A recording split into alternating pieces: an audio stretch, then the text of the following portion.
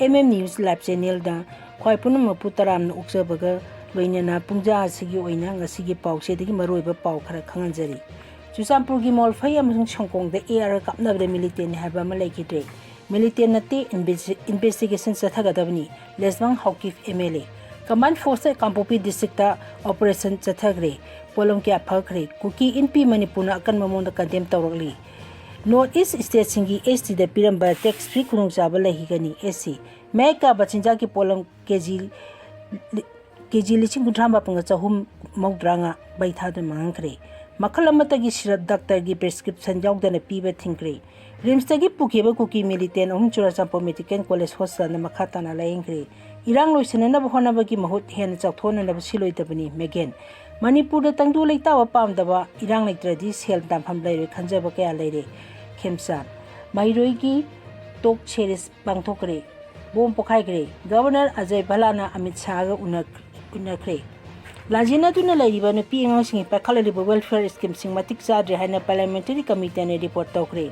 China amadi USA lan chongna bayana laire hojik pauk sandona muk pijari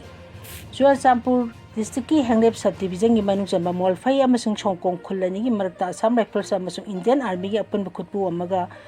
kuki khulai paibani chingnaba singa khut thongna bagi thaulukta miwe ama laikhidraba miwe du Militant nati mihat asi matana mapung phaba investigation chathagadabani haina hanglep asigi MLA lesbang hawkip na phongdokre Assam Rifles gi phangwa paw pol duna social media da thagalaba post amade Bandipur police na hai thodo adu Churachandpur district ki hanglep subdivision gi manung chamba Molphei amasung Hong khulani gi mar thokibani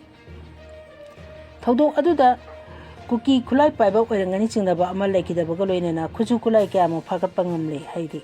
phar polam sing adugi manungda magazine yawba AK-47 rifle ama nomoi maru ama di explosive ama di atei polong kya yawri hari hiramasi mari leinana case ama lokhotpa loinana makhatan investigation sathaba hokre haina police pawasin makhatari nakalamur danga sigi thodo adu laikidraba mi adu North Hong dagi Len Minsang hawkip kawi laikhidraba Len Minsang gi hakchang adu security personnel sing adu na puduna satkre haina jo pawasin makhatari amarumda North Hong Kong village sai Len Minsang hawkip kawami ama mihathin hakibagi thodo adu kan mamungda kanem tawi mihat asigi matangda micham mikhai naidaba mapung phaba investigation chathagadabani haina hanglep asigi MLA lesbang hawkip na taksilagri thodo adu hakthengna na thengnoba singi matungina Lensimang hawkip nongmaina Captain Halaba matung mahaki thawa yaudraba hakchang adu puduna sakhiba adu laibak thibani laikhidrabagi thawa yaudraba hakchang imung manungda phanganaba haibasi awabagi mathakta awaba ma hapani imung manung laikhidrabagi aroiba mathau mangam pangthokjanabagi chapchaba haklei mihat asi achumba wail athubada phanganabagi daung matik chaba investigation sathagadabani maduda aran ahui taw yaumlabadi mara laibasing matik chaba charak phangadaban haijum hanam mari leinabasi pung chingselali Command Force na Kampopi district ta operation chathagre polong kya phakre kuki NP Manipuna kanwa mona kadem taroli Manipur ki DGP na luchingba combined security forces ti kampuna Kampopi district ki leng Laimakong police station na konma mafam kaya da paksana koming operation chathagre khujukulai yauna polong kya galoina na khulnga pani haiba ahum phakre ngasi yu angamira Kampopi district ki manung chamba lailon wifi lailon khunau el munlai amasung konsakul village masing yamdaba combined security forces na paksana thi bhompagi thabak chathaki operation na tuda 12 bore SBBL 11 kapyari bamaru 294 gunpowder packet ani kapthokraba trying toy bore maru kunthamari loinana bullet group best 6 amasung internet receiver na chingba polam chingpha ki hari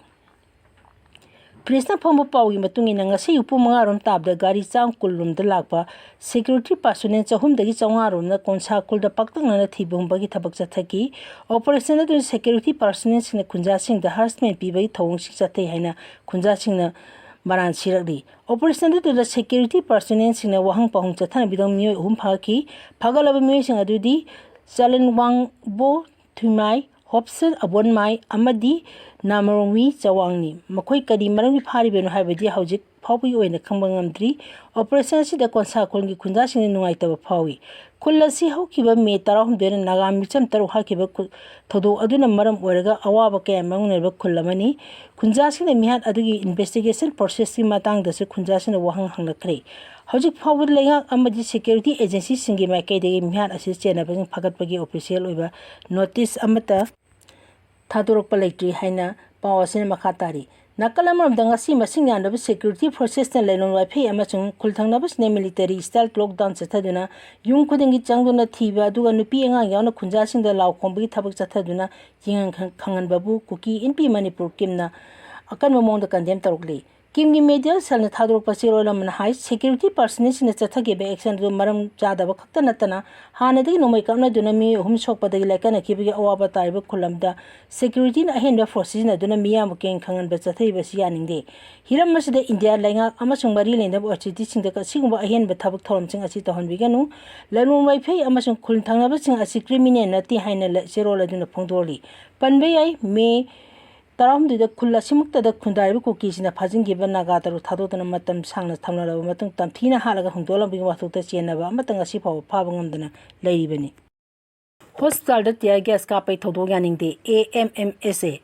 Rims Hospital Security Force na tear gas ka pai thodo All Manipur Medical Student Association yaning de phongdorali ngasi association asina thador ki basirol mangi matungna Hospital habse anaba kaya laing chathatuna hingbagi asapi mafama mani anaba singyauna ana laing ni ba doctor health care worker attendant amadi mairo sing mafama ser lairibani maramaduna mafama ser laibesing asi ningthina ngak senba amadi tik te kana thamam toi adu ba handak security force ne irang lasna widam tiya gas ka pai thodo asina Hospital asida laing ni ba anaba kaya akai ba piki essential service ki thabak ta apan ba amadi anaba sing kudong chada ba singa loinana aki tujung basu piki anala injathari ba mafam asida land gi mongda security force lesion ba sina anala ing phamgi akoi bi phim ka henduna lan pham amakum uhan kibagi thawng yaningde asigmo phim asida pakhat pa ma tension lebe yadaba na basing wakhang gi leina hena pon badana tana angang amadi ahal or basing yamna sohali Thawdosing adu hospital amagi thabak thoramsing apan ba piba healthcare professional amadi healthcare gi hiramda mahi tamleba mahirosing gi academic amadi clinical environment da tayuna na bo ina thui maramaduna mari lena authority ne mieng changdona rims da hanagum ingtamna phium lehenduna ana laing chathariba sida apan ba leitana amadi mahi tamana na bohona biu hana chu apel tarori hajiki unity matang sida pawlu sinjari puno po amka hanai kai khuna bo sen hospital da tear gas ka pai thodo yaning de AMMSA Rims Hospital Security Force na tear gas ka pai thodo All Manipur Medical Student Association yaning de phongdorali ngasi association asina thador ki basirol mangi matungna hospital habse anaba kaya laing chathatuna hingbagi asapi mafama mani anaba singyauna ana laing ni ba doctor health care worker attendant amadi mairo sing mafama ser lairibani maramaduna mafama ser laibesing asi ningthina ngak senba amadi tik te kana thamam toi adu ba handak security force ne irang lasna widam tear gas ka pai thodo asina hospital asida laing ni ba anaba kaya akai ba piki essential service ki thabak ta apan ba amadi anaba sing kudong chada ba singa